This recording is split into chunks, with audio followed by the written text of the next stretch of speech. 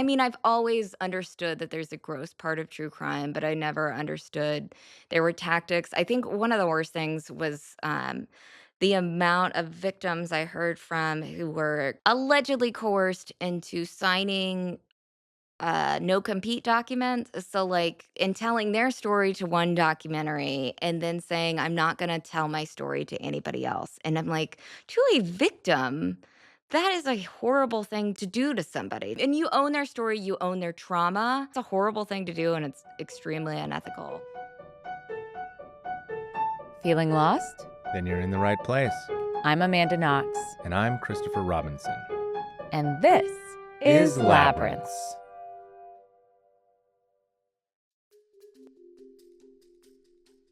On February 24th, 2019, at approximately 2:20 a.m., Paul Murdaugh, son of a well-connected South Carolina lawyer, Alex Murdaugh, crashed his family's boat into the piling of a bridge, killing one of his 5 passengers. At only 20 years old, Paul was manning the boat with a blood alcohol content 3 times the legal limit. 2 years later, Paul and his mother Maggie were murdered on the family's hunting estate. Alex Murdaugh was charged and convicted of killing his wife and son. It was a shocking downfall for a family that had, for 3 generations, served South Carolina as prosecuting attorneys. As major news outlets clamored for the story of the Murdaughs' fall from grace, only a handful of reporters had been there from the beginning. Mandy Matney, writing for the Island Packet, delved into the family's history to unearth a web of embezzlement and suspicious deaths. With this new research, she started the Murdaugh Murders podcast, an independent venture with her husband and reporting partner. But with independence came a labyrinth of legacy media vultures, true crime hustlers, and an increasingly pessimistic view of our media landscape.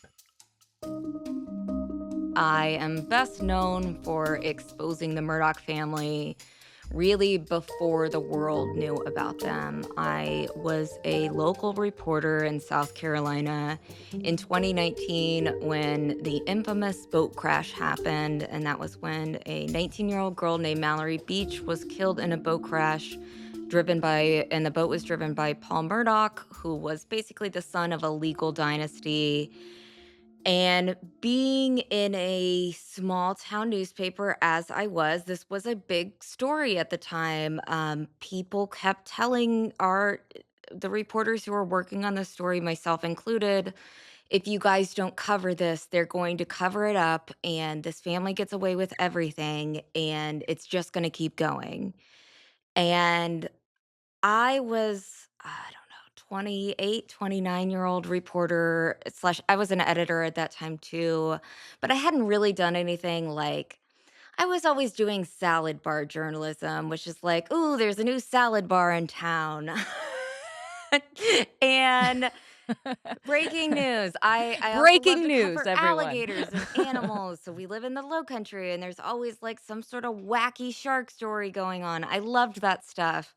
But at the end of the day, it wasn't really like real journalism and it wasn't what I really set out to do. So when this boat crash came along and there was this opportunity to do something big and important and to really help people in this small town who told us over and over how scared they were of this family, how many reporters that they had gone to in the past that then they had told them about the Murdaughs being incredibly corrupt and covering up all of these crimes, and nobody listened and nobody ever did anything. And myself and a little team of reporters at the Island Packet newspaper just dug into the story. June 2021 happened, and all of a sudden, Maggie and Paul, 2 of the main people that were on my murder board, 2 of the members of this family I had been investigating for 2 years at this point, were murdered on their hunting property in Colleton County, South Carolina. And I remember one of the first things and I was really scared during my time of reporting on this. I was extremely paranoid. It was really unfortunate writing my book because I would delete my text messages so often because I was so scared that I was gonna get, I don't know, raided by the police. And Interesting. You were worried that the police would come after you? because the Murdochs, they So Paul, the kid who was driving the boat, his grandfather, great grandfather, and great great grandfather all served as the solicitor slash district attorney of our Mm. area. So these people had connections in the police like nobody else and across the state. And they also, Paul's family, Paul's father was part owner of a major law firm in our region, PMPED. And so they kind of owned both sides of the legal system. And I kept getting emails from people saying like you really need to be careful. These people make bodies disappear. And Some mafia shit. I Yeah. yeah, like mafia, and, like, I'm not from the South, I'm Midwestern, and I think that that helped me in this story because I the people who I was talking to who were from Hampton, and from the Low Country in this area, they had grandparents that told them to stay that were terrified of the Murdaughs, you know? Like, they had heard this kind of folklore about the Like the Murdaughs boogeyman. Yeah. yeah, their entire lives, and my reporting partner, Liz, and I were just kinda like, "Okay, well, we don't really care." I I haven't seen bodies disappear, I'm doing okay, and, like, also, it seems like these people are operating off of fear, and that's not okay, like, I think the main thing is, like, this folklore helped them for so many years because it made people so afraid to speak out against them, and so really, really paranoid for years, like always thinking that I was going to be followed, etc. So when I found out that the murders of Maggie and Paul happened, one of the first things that I thought was like, I thought I was going to be the one to be murdered in this story. That was just so like Maggie and Paul were the last two people in all of the scenarios that I was creating in my head, like, I knew I was working on a story that was only getting worse and only getting like, it was a bubble that was going to burst somehow, you know? Um, but I never imagined a scenario that Maggie and Paul would be murdered because the family was just so feared and untouched at that point. So and just people, like I said, and when I found out it happened on their property, my first thought was it had to have been someone within the family because there's nobody with the guts that would go on the Murdoch's property and kill Maggie and Paul Murdaugh. That's just insane. So I had all of this knowledge and all of this reporting, and we found out about the murders, and my husband, thank God, was just like, "You have to do this podcast right now." Media from all over the world was swooping into the Low Country. I was getting emails from journalists from all over that were like, "I'm gonna start a podcast and I need your help. Can you And fill you're me like, in on this?" And I was like, "I yeah. should." Hmm. Right, I should start my own podcast. Like, I am the one who is capable of doing this, and I'm also the one with the local knowledge and the context, and that can help people really understand the story. So I started the podcast and it was really, really tough work. I almost quit many, many times. As I'm sure you know, podcasting it's harder than one would think it is. Yeah, the hustle is a to do for sure. So a few months after the murders happened, and I was following everything, putting out like almost weekly episodes. I think I was on episode 9 or so, and also like literally about to quit. Like I have a full-time job as a journalist. Our podcast exploded in September of 2021 when Alex Murdaugh, the main suspect and the patriarch of this family that I had been investigating, the husband of Maggie and the father of Paul, he had I don't even how to know how to describe it. It was a fake suicide incident. I don't wanna say that he it was a shooting. He pretended to shoot himself on the side of the road, but he didn't. And so it was just this crazy story. It exploded from a double homicide of a very wealthy and well-known family to now the father of this family has been shot on the side of the road. Like, what's really happening here? this is like a very extreme episode of Succession or or The Sopranos. Like something insane is going on. Like, who wrote this? But again, my first thought, my instinct was like, "No way, no one is shooting Alex Murdaugh on the side of the road in Hampton County." That's not but the rest of the media covered it as like, "There's a boogeyman after the Murdaughs," and but anyways, I continued to cover it, and my podcast went to number 1 on Apple and Amazon in the fall of 2021, which was amazing because I started out as, a nobody who I didn't have connections with other big podcasting networks or big media or anything. It was just little old me, and so it exploded to this thing. So I went from not being just being known as a local reporter to seeing Reddit pages about myself, and I became a part of the story in a weird way, and I feel weird saying that because in journalism school, we are so shamed for saying, like, we're always taught to stay out of the story, but because I had exposed so much about this family and because I really put pressure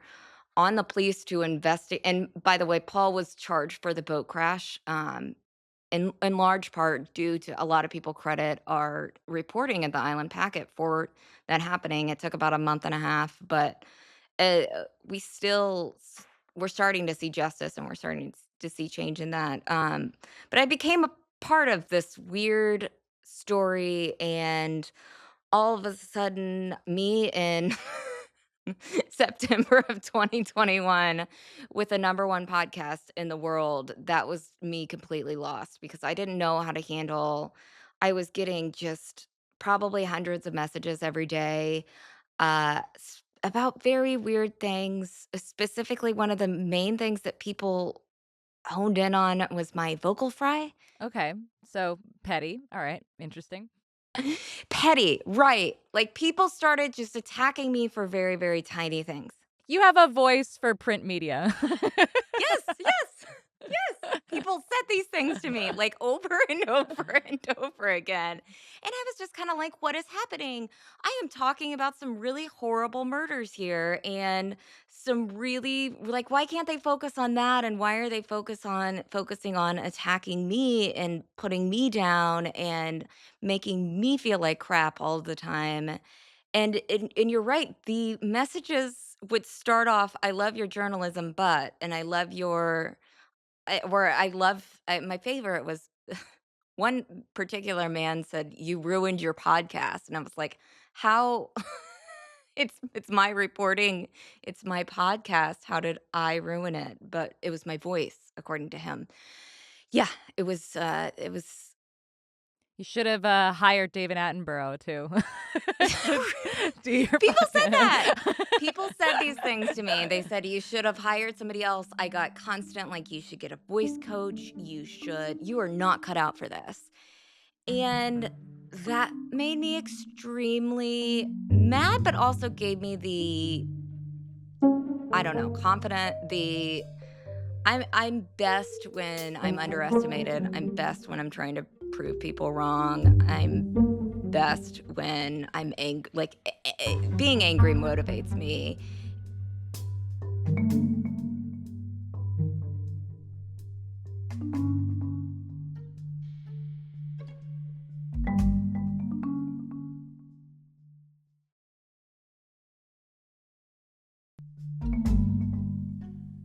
Mandy Matney set out to expose the truth, but in doing so, she found herself caught in a media firestorm. As her reporting on the Murdaugh case gained national attention, she quickly realized that the powerful family she was investigating was not the only threat. There was also the media machine itself. So do you think that like the reason why this period made you feel so lost was because suddenly you were in the spotlight? It wasn't the story, it was you?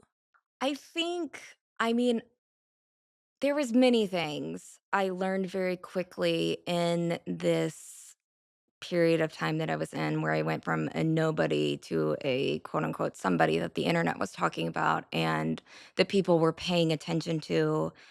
Um, I think the I learned very quickly just how horrible the media is, and that was my own profession.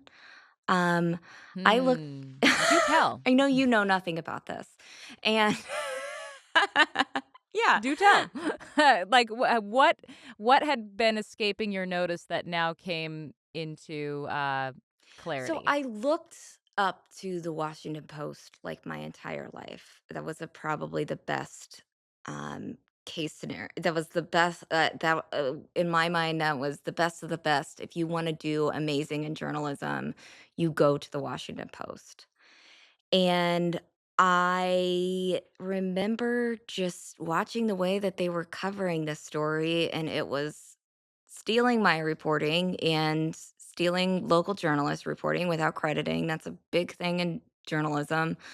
Um, it was a lot of taking the Murdoch side when they didn't deserve it and giving a man like Alex Murdoch, who a white, powerful, rich man, entirely too much grace, even when he had been proven to be horrible, and just constantly kind of taking an angle of the defense when and of for him when they shouldn't have, and just not like when all of these journalists swooped in, I really thought like I was going to be competing with everybody from around the world for scoops so I started like elbows out, really honed in on my sources, really like got to work, was working like crazy, and that's another part of me being lost, not sleeping at night, not taking care of myself, just thinking I have to be the best on this. This is this not my story. I've never considered this my story. And I want to say that because that's one thing that the trolls always get me on is like, Mandy claims this is her story. No, I don't. Um, but it was something that I cared about very deeply for years, and it was something I was extremely passionate and knowledgeable about, and it was something that I have invested at this point 5 years of my life, um, to Sure. You had seniority, let's Right, say. yeah, yeah, but I wanted to keep it, Yeah. and then I was just shocked at, like, they just kept going for the low-hanging fruit, like, the ugly, stupid angles of the story, not the stories that move the needle, not the stories that hold the powerful to account, and that was just disappointing to see. It was just and then, another thing, like, the amount of TV journalist who would call me, and that was weird too. I didn't know how people were getting my cell phone number. But call me. Yeah, like, what is this creepy database? Who are your Right, sources? that, people have called TMZ has called my mother, and, like, I'm like, "How do you have access? This is so bizarre." And again, that's not the way that I do journalism. I don't harass people until they speak to me. Um I let it come a lot more natural. Most of my sources have reached out to me. But besides that, I was really lost in just this and these TV reporters would say like, can you give me a call and give me the notes? I need the lowdown. I'm gonna report on this at 6 o'clock tonight, and I heard you're the girl to give me the lowdown. It's like I have a whole podcast that can give you the lowdown. But the way I learned very quickly, there's like a strange hierarchy in media where national reporters really treat local reporters like complete shit, and I didn't know that that existed, but I wasn't there to play that game either, and I think that a lot of them were very, surprised by me saying no and me standing up for myself and being like, "Actually." Yeah, like, do your own Right, and, reporting. like, I have a And they were like, "What?" Right. I have a podcast to work on, and then, like, the documentary people came in, and that was another I used to love, true crime documentaries, and I still do, but I just gotta see the gross part of it, how they get people to sit down. They kinda coerce people a lot of times and coerce victims to sit down and interview with them, and I think one of the worst things for me as a journalist was seeing how we had 2 there was 2 competitive documentaries being filmed at the same time for Murdaugh, and I was very happy I didn't go with either one of them. I was offered to be a consultant on both projects. But basically for both projects, they said that I would get paid to help them get victims on camera, but the victims couldn't get paid. Mm, And that just seemed right. uh, like it just didn't sit well with me, and but they also at the same time made me feel like if I don't do this is my one chance, who are you to turn down Netflix? Who are you to turn down HBO? Uh, so completely lost, completely like, what is this media true crime universe that I have suddenly in the middle of? And that I used to like I mean, I've always understood that there's a gross part of true crime, but I never understood there were tactics. I think one of the worst things was, the amount of victims I heard from who were allegedly coerced into signing no compete documents. So like in telling their story to one documentary and then saying, I'm not going to tell my story to anybody else. And I'm like, to a victim, that is a horrible thing to do to somebody, to lock them into You own them, like yeah. I yeah, you own them and you own their story, you own their trauma. And I would tell the victims like take them to court, like or I would love to see them actually they do it as a scare tactic, like, they're not gonna sue these people at the end of the day, but it's just a horrible thing to do, and it's extremely unethical. So I was lost in the sense of what are what is this world? I never realized how horrible, gross, and dark it really was, and I was in the middle of Mhm. it. Yeah, it's interesting because, like, in a way, I think one of the big driving gross factors of true crime is the economics of it. Like, how is money moving around and accumulating off of these horrific stories? And, the people who have the money are the people who have the power because they get to be the ones who tell the story. And it's interesting because it's an interesting parallel to the sort of gross reality that you were uncovering Yeah. yourself with your own true crime journalism, which was if you are affluent and you are the ones who have the power over the story, then you win, even if you're a fucking monster. So you're like, what am I, a monster now? Like, am I part of the monster? Um, I mean, I look back on that period of time and there were a few massive decisions that I was very close to making, and one of them was signing on with one of the documentaries. I mean, extremely close to doing that, and it would have changed the whole course of not only the story, but I mean, my life. I wouldn't have a podcast right now, I don't think. And I also think that I was very much chased after during that period of time, not because they wanted me on camera, or they wanted my name attached to the project. I think that they knew that the podcast would reveal so much more about the story than their documentary and kind of, like, spoil their documentary. So I think that they wanted to keep me occupied and keep me, in under their Gosh, control, you know? that's dark. That's dark. Yeah, yeah, and, like, thank God my husband got, like, a crash course in basically, learning Hollywood contracts and, like, he basically became an entertainment lawyer there for a while, and we figured out the best thing to do was to get an agent and get advice in that way, and again, very thankful because these decisions could have taken me on a way different path. And I'm proud of the path that I took, which was just, I'm going to keep doing my podcast. I'm going to keep telling the story in the way that I know to tell it, in the way that the audience is responding to. And everybody else they can do their own projects, they can do their documentaries, but I don't have to be a part of that. And I'll be fine if I'm not a part of that.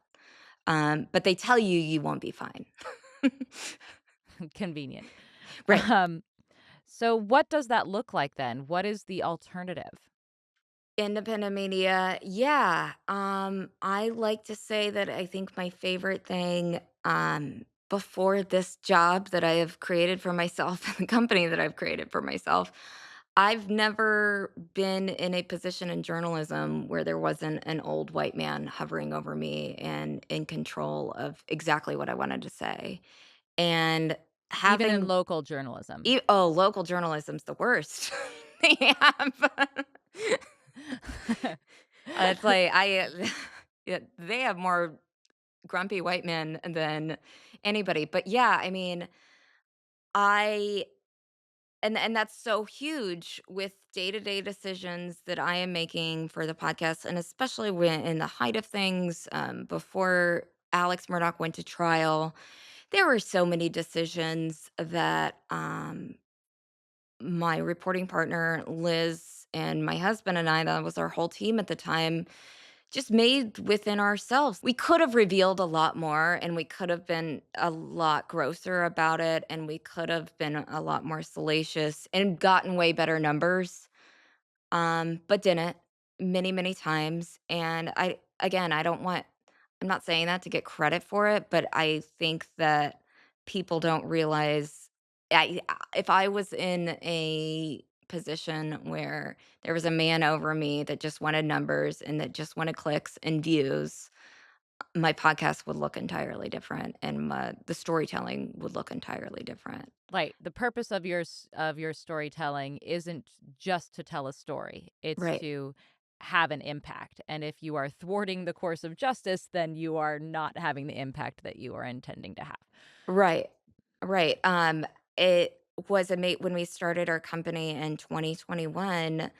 David, my husband, looked at me one day and said, "We have to have a mission." As like all these documentary people were calling and they're like, Dateline 2020, you want to be on, blah, blah, blah. And I'm like, I don't think I have time. I don't know.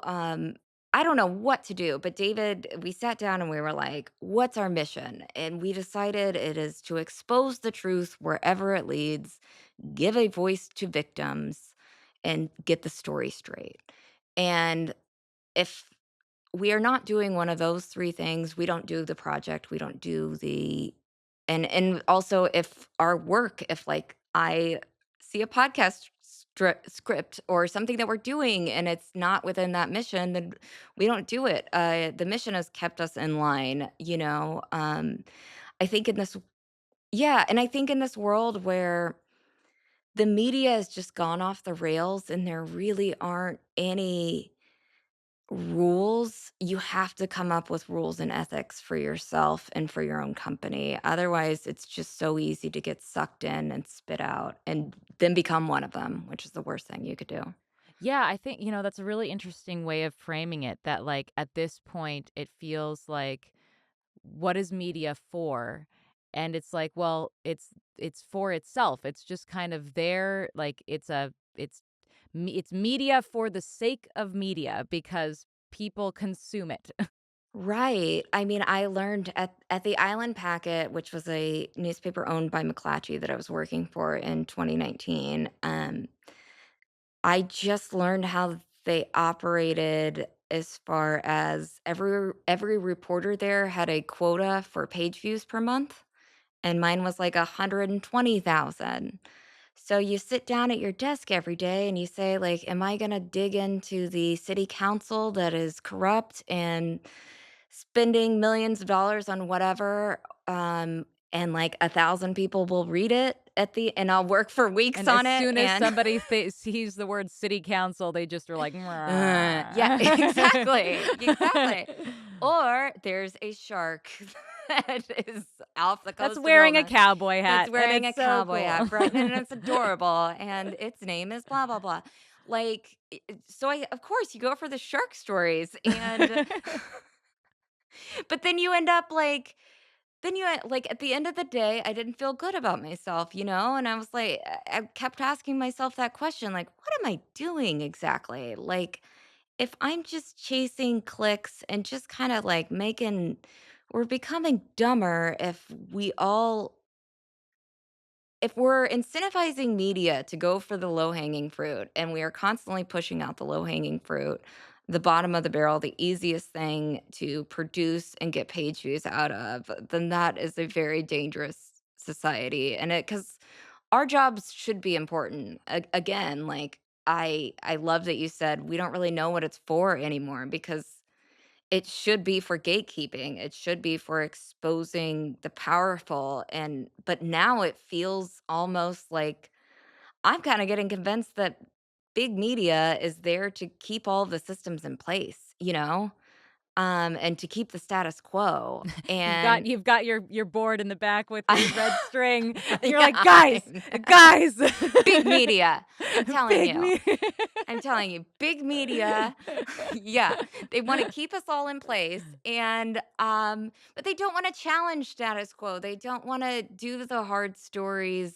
Because isn't like the glory days of journalism when like there were big stories, like big, newspapers were putting out big stories that were uncovering truths for the benefit of society, uh, like what happened to that? I think what happened, and again, back to the crazy Yeah, whiteboard, I want I this whiteboard to be your background now. I Like think right, I think and right here, uh, honestly, I think what happened is the age of the internet, newspapers completely screwed that up as far as monetizing it in a way that was productive. When the internet came out for years and years and in internet journalism and things, people were getting it for free for way too long, and it cheapened journalism. And then, like, I had a big light bulb moment at McClatchy when we were in one of our stupid meetings, and they were basically telling reporters to start selling subscriptions. Reporters were supposed to, on our birthdays, suggest to our followers that you should really get a subscription to your local newspaper for my birthday. And they were giving us, like, hot links. It was absurd, and I was like, "I didn't sign up for selling newspaper subscriptions." But I realized that McClatchy was in, like, $20 million of debt at that time, and because of what happened in the '90s, because of what happened in the '90s and 2000s when they were not monetizing the internet at the point that they should have, and for years and years and years, they just gave out their stories for free, and also because of their stupid CEOs that were I remember seeing our CEO's salary was like $2 million, and he got I'll never forget this. Oh, I was such an angry reporter. He got a $30,000 a month housing stipend, the CEO of McClatchy, at the time when every time you turned around at McClatchy, there was another layoff. And who were they laying off? The reporters. So lots of stupid, stupid decisions for newspapers got us here. When you're in that much debt, you are not making good decisions, and you are thinking about keeping the lights on, and you are not doing the Lord's work of what you're supposed to be doing, which is exposing the truth and holding the powerful to account. You're encouraging people to write shark stories, and that's unfortunately what's happening. And I also don't really blame a lot of mainstream reporters. They're just I get it. You just get sucked in, and you go into it like I did, thinking like this job is so important. We are the fourth estate. This is a noble profession. But as I found out in 2021, it is not a noble profession. And I think that we just need to like redo it all.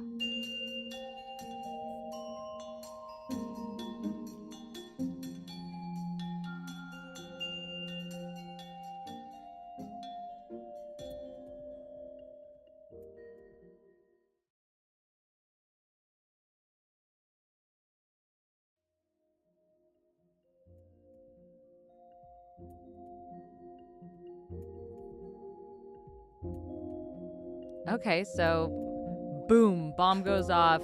Let's redo journalism. What does that look like? Women at the top.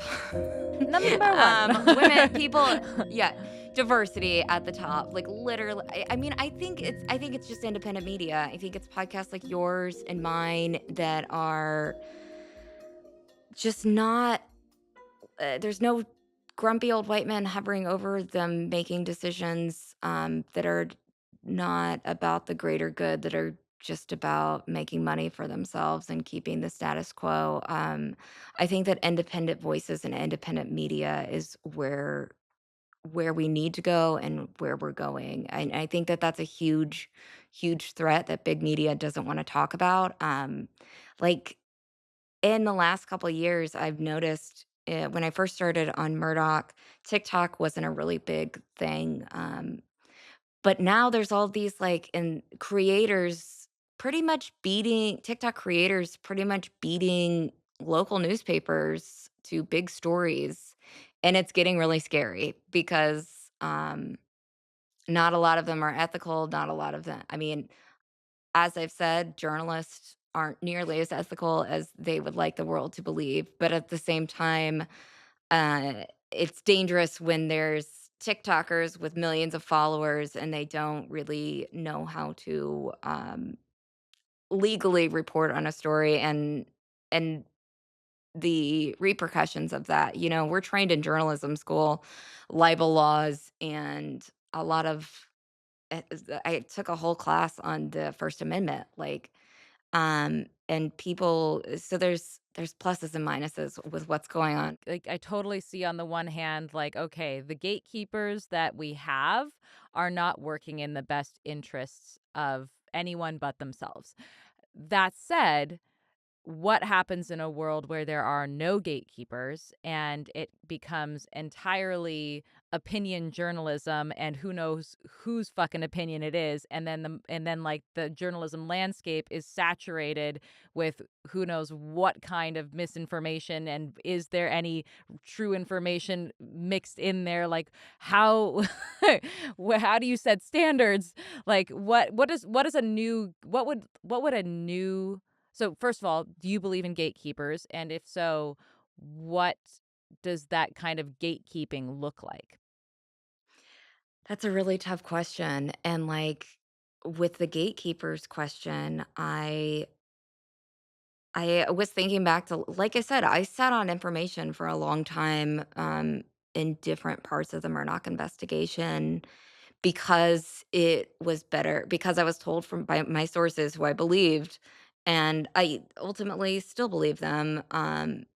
It wasn't the best it could compromise the investigation, and again, aside from our mission, that was one thing that we always stuck to, like, we do not wanna interfere with justice. We do not want to be a problem more than we are a solution in this, and that gets really scary. I mean, but I just tell people, like, I think one of the only solutions is that journalists slash creators, um, they need to be honest with their audience about their opinions, what's their opinion and what isn't, and how they came to that opinion. I like with my audience, I'm a big, this is a side note, but I'm a big believer in there is no such thing as unbiased journalism. I think that we were taught in journalism school that it existed and it just does not.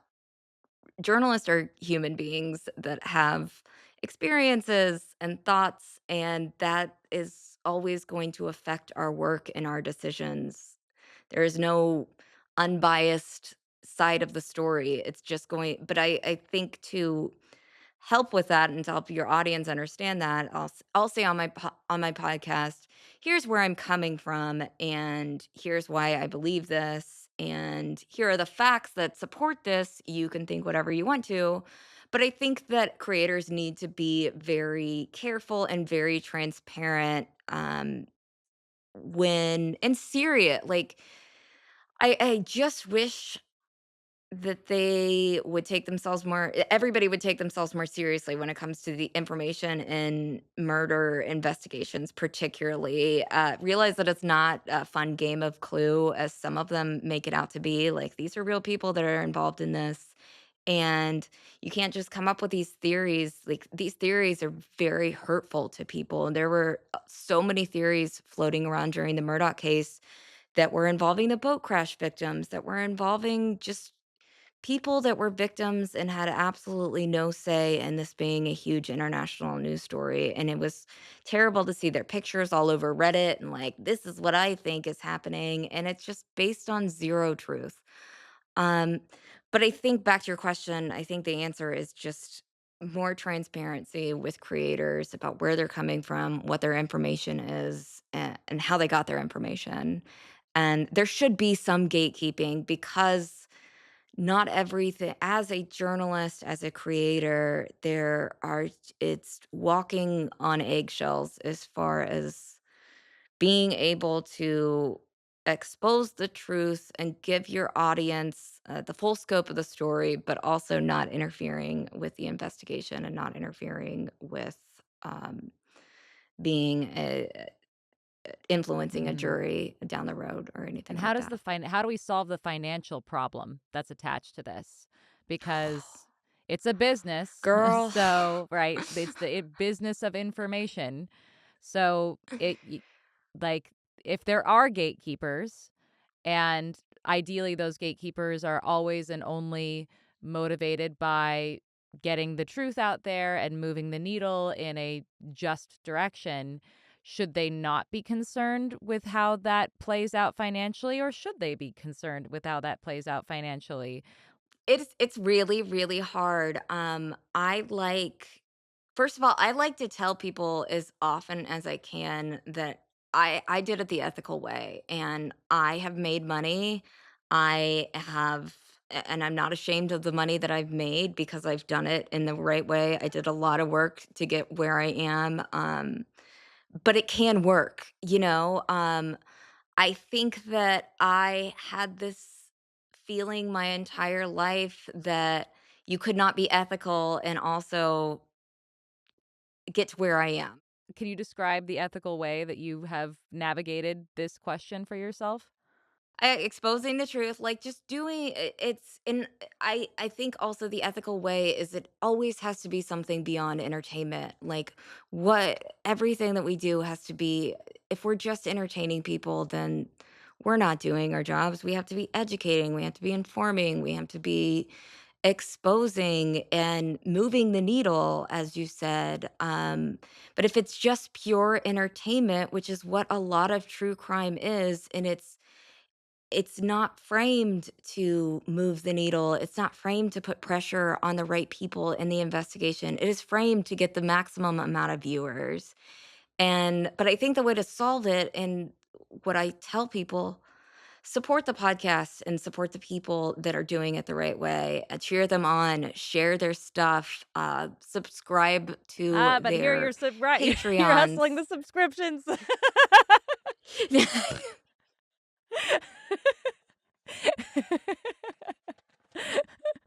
I love your Oh, well, Patreon thank ad, you. by the way. It's so genius. I meant to play it for my husband. I heard it earlier. It was something. I It was mean, so we good. It try to was be very very creative. silly and, you know. It was so smart. I was like, "This is genius." Um, There but it you got my go. attention. But yeah, I mean, I think where newspapers went wrong for a very long time is just telling people to subscribe and not explaining to, first of all, and not being responsible with the money that they got from subscriptions. Millions of dollars for a CEO while laying off reporters. Like, that's not what your people who are subscribing want. They want the reporters, they want the news. Um, but for so long, news companies, like, didn't want didn't wanna be truthful about what they were, and they weren't. I think what they were doing with the money at the end of the day. But subscriptions don't have to be about, like, "I just want money so I can, uh, have it," you know? It always should be like, we are very, clear about your and I don't want this to be a big ad, but, like, your subscription is funding journalism. You are funding FOIA requests. You are funding our reporters who are working very hard on this case. We spent $1,000 this month on just FOIA requests because the government makes it very expensive to give information, and telling people over and over, like, the reason why really good true crime journalism and investigative journalism is so rare now is because it's expensive and because it's time consuming, and when you invest in it, like you invest in a story that you do a deep dive into, you don't the best ones, you don't know where all your time's gonna go. Like, you could run into walls and then have no story at all at Yeah, the end of the day and spend $1,000 on a right. FOIA request Yeah, it's a and get luxury nothing. product at the end of the Um day. Like, really solid true crime Right. journalism is a Rolex that everyone wants for free. And you're like, "Well, shit. Yes. How do I do that? How do I make you a Rolex for free?" Like, I'm trying here, trying Right, really like, I hard. can't. Right. Right, and, like, and also, like, let's be honest, we are not I didn't take a vow of poverty to be in journalism. Like, I wanna be able to support my family. I wanna be able to live a good life, and there should be no shame in I mean, a lot of the stories that we cover, we have realized how much money lawyers make, and I'm like, "How are lawyers getting, like, millions of dollars, no problem, and that's completely fine with our society." And a journalist covers a case for so long, and she's shamed for every penny that she gets. Like, That's I super think interesting. that that is That's true. yeah, it's just Like, weird, why we and expect some I jobs to be well-paying and others to be impoverished. Hmm. yeah, yeah, and a lot of it is men, let's be real here, like, a lot of those professions that we like to say, "Don't ask any questions, they just deserve that money," are male-dominated fields, and, like, I mean, nurses and doctors, the tradition of nurses do a lot. If you've ever been in the hospital, they keep you literally alive, and the pay difference, I know education's different, but and it goes back to, like, it was a female-dominated profession. Teachers deserve to be paid more. Journalists, I don't know. I think that a lot of the newsrooms that I was in and, people that I worked around in small town newspapers, the attitude was really just like, "Be thankful that you're here." If you have a job in journalism, you should just be thankful for that, even if it's crap and you're making no money. And, like, one of the newsrooms I worked in, everybody was working a Oh, second yeah. job. The first journalism job I had, there was like I don't it's embarrassing how little money I was making, but, like, the idea was, "Oh, this is an opportunity for, like, you to do work that is meaningful Right. that you're gonna just do." But I think right, that you're just gonna do, and it's like you get paid in the good deeds that you're doing, but I don't think we should work like that, because that tells people that if you're doing something good, you don't deserve to make money for that, and then what does that do? That incentivizes people to do bad things and get money for that, and it's like, money is the biggest motivator of our society right now. Why are we pretending like if there wasn't more if there and maybe this is the solution. Maybe if we're at the whiteboard. Maybe it's just like Just take out the Monopoly box and just money. Just money. It's money. Money, if there's more money, like, people will I've met really good journalists throughout my career that have quit their jobs. And the ultimate thing is always money. Money and time. It's a stressful job. It follows you at home. I've met a lot of people who they reach like 30, 32, around my age, and it's like, "Well, I wanna have a family. I can't be going to city council, getting yelled at for 2 nights Spending a week." hours and hours and hours trying to figure out what even the story is, like, yeah. Ugh. and then getting paid almost nothing for it. It's just not a sustainable job, and it's a thankless job for a lot of people, especially local journalism. So anything that we can do to motivate more people and to do these jobs, do investigative journalism in an ethical way, and do it on their own platform. Like, the beauty of technology and social media right now is that you can, as I figured out very quickly, like, you can compete with the biggest people in the world and the biggest companies in the world if you are good at telling your story, and people will respond to it. You don't need I think when we reached number 1, we had, like, a $50 microphone, and that was the equipment. Um, like, you don't need it you used to require a recording studio and, like, all of these things only the big media had, and now it's anybody's game, which scares them. Does it scare you? Or are you excited by that? No, I love it. I'm like I'm, like, ready for Hunger Games to happen.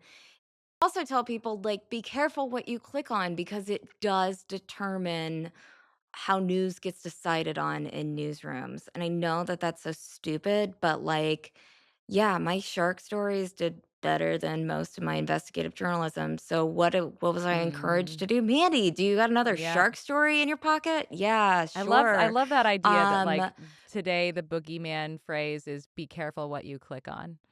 That's just that's just it should be. Yeah, it's a it horror should be film because, in like, the making. be careful what you click on, right?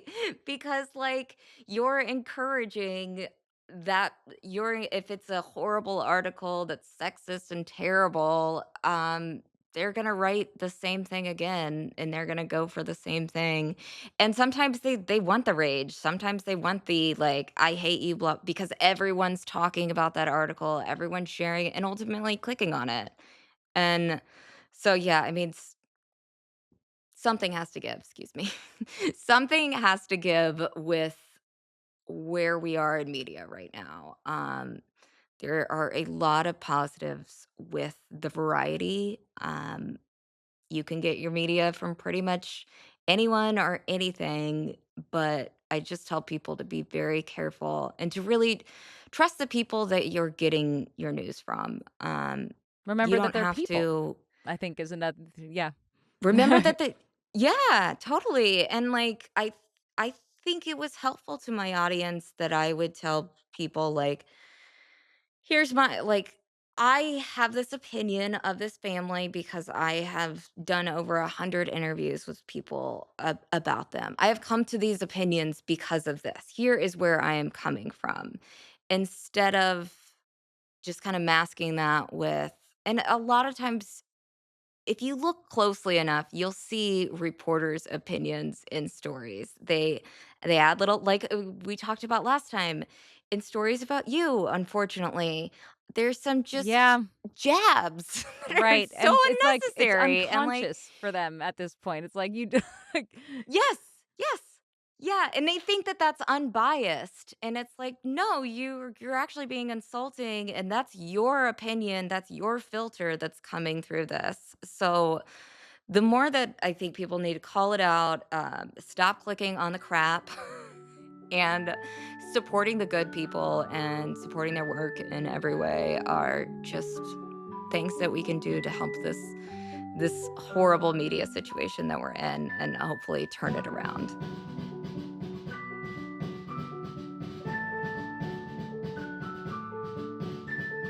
You can listen to the Murdaugh Murders podcast or Matney's new podcast, True Sunlight, with co-host Liz Farrell, wherever you listen. Visit truesunlight.com to learn more. in the meantime, get lost with us. Find us on Bluesky at amandaknox.com. At wisecracker.bsky.social. You can help support our work just by following or subscribing to Labyrinths wherever you listen to your podcasts. And sign up for our free newsletter at amandaknox.com to get the latest on all our work. Labyrinths is brought to you by Knox Robinson Productions. This episode was written and produced by us. Our managing producer is Andre Sapp.